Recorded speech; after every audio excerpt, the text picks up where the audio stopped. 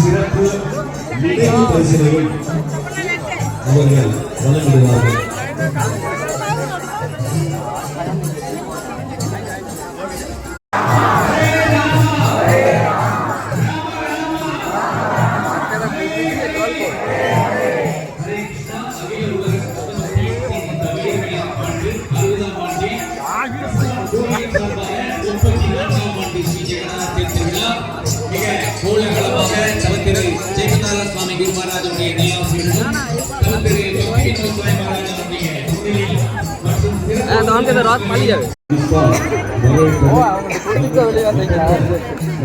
பாக்கலையே என்னமோ அதான் தேருக்கு பக்கத்துலயே